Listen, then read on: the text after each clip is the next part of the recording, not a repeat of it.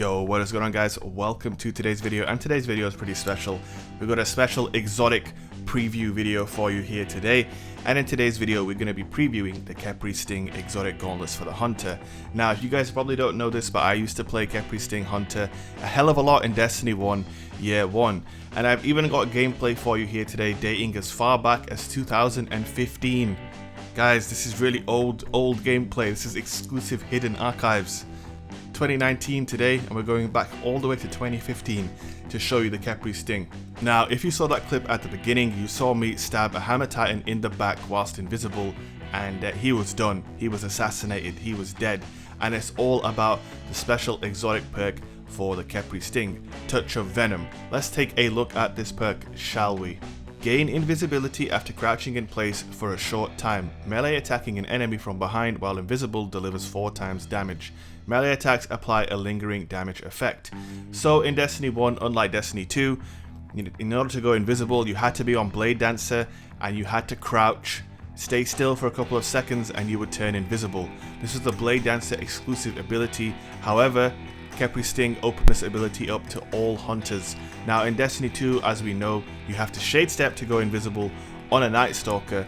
So whether or not they're going to bring back the crouch to go invisible method for Khepri'sSting and make it a exotic for all hunter classes, or will it be a Night Stalker exclusive exotic?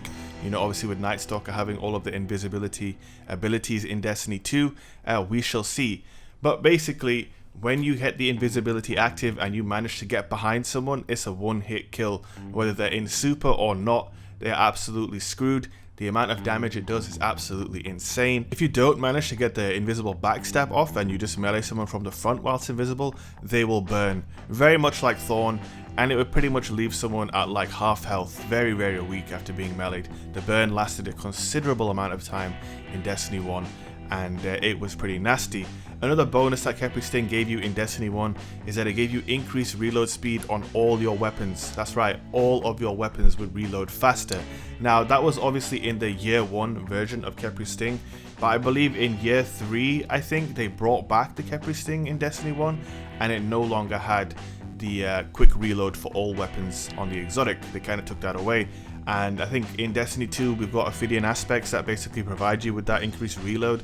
So we will see if, you know, Khepri'sSting comes back with that perk intact as well. So basically that's the general gist of the exotic. You crouch to go invisible, you stab people in the back, they get absolutely annihilated by the damage. And we give you a little bit more context for how much damage the Khepri'sSting is capable of. In that clip that you saw at the beginning, where I stabbed the Hammer Titan in the back, this clip was at the beginning of Taken King, and if you guys played Destiny 1 Year 2 when Taken King launched, you'll remember that Hammer Titans had a hell of a lot of health. And when I say a hell of a lot of health, I basically mean they have as much health as roaming supers do in Destiny 2. Obviously what is now the norm in Destiny 2 was an absolutely abnormal outlier in Destiny 1, where you couldn't snipe a headshot a Hammer Titan, they would just walk through it, just like all the roaming supers do today. And obviously it's normal now, but back then, well, it's still bad and it's still messed up and it needs to change, but back then it was much more of an outlier because, you know, super health was far better balanced than Destiny 1. And obviously Hammer Titans came along and they were super tanky. Everybody's like, holy crap, you know, Hammer Titans are insane. It's actually crazy how much influence that had on my choice as a content creator, how OP Hammer Titans became. But basically I wanted to show you guys that clip, because not only was I playing Trials of Osiris in that clip, Trials of Osiris in Destiny 1 had light level enabled. So if you weren't at the right light level, you wouldn't do maximum damage. And in Year 2, I was using a Year 1 Khepri'sSting exotic, so my light level was being brought way down, Hammer Titan's health was way up, and in spite of all that, if I'm invisible and I stab you in the back under-leveled against the over-healthed Hammer Titan, they still died. That's how much damage and that's how powerful the invisible backstab from Khepri'sSting was. So that's why I wanted to kind of let you guys know. The other thing what I was saying about Hammer Titans is it kind of influenced my decision to play Defender Titan way back then, because it seemed like the only reliable counter to a Hammer Titan at the time was to suppress them. And once I discovered that, well, I never stopped playing Defender Titan, and here we are. We're at 90,000 subscribers. The videos that you're seeing right here, the gameplay that you're seeing, I was probably at 200 subscribers when I was doing these videos way back when in 2015. So this is going to be a really cool throwback. We've got some hunter gameplay, we're using Khepri'sSting, and then right at the end we've got a really funny skit video of me using Khepri'sSting and going invisible and just doing a bunch of goofy shit. It's actually my first ever upload on this channel, but I thought I would throw it into this video to give you guys a bit of a throwback. You probably haven't seen a lot of this stuff because, like I said, it's 4 years old footage. But I hope you guys enjoy it regardless. If you do, don't forget to hit that like button. If we get 1,000 likes on this video, that would be awesome. If you enjoyed the video, don't forget to hit that subscribe button and make sure you turn on notifications so you never miss an upload. Thank you guys for watching, and I will see you in tomorrow's video. Peace.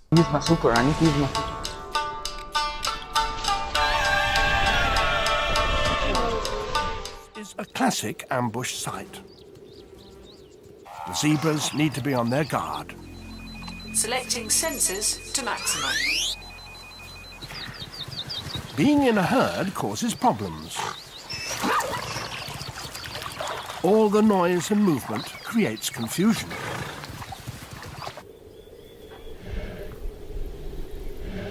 Senses are swamped with information. Smell is of little use. The scent of lions is everywhere.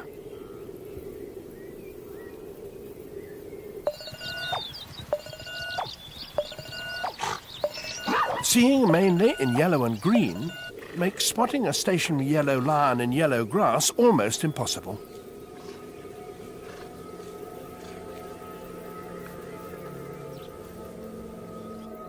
The lions are virtually invisible. Zoom out to maximum area. With the planned view, we can see that the lions are closing in.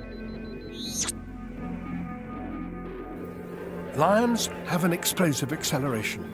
In seconds, they can reach maximum speed, 56 kilometers an hour. But it must get within 30 meters before launching an attack.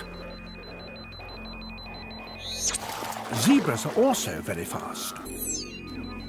So close are their top speeds that lions must depend on the advantage of surprise. She's charged, is wheeling away. The only other option is to run straight ahead through the water. Selecting maximum speed.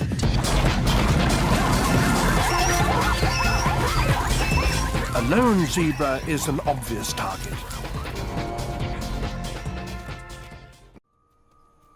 Donkeys have been bred to be docile, and they have no instinct of how to escape.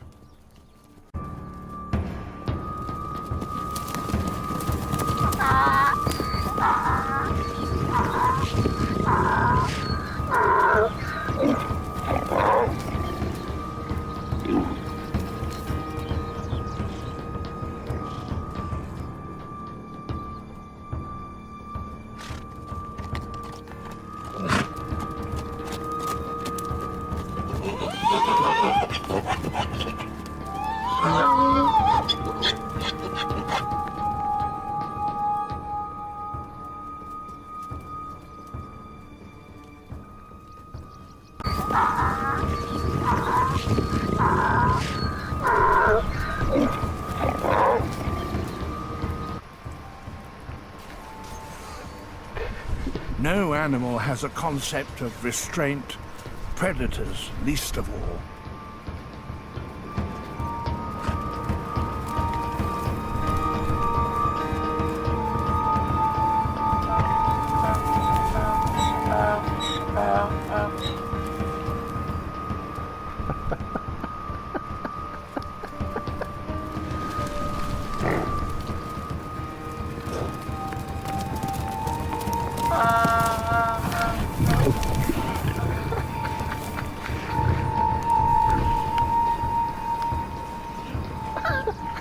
These last 45 minutes could be their undoing.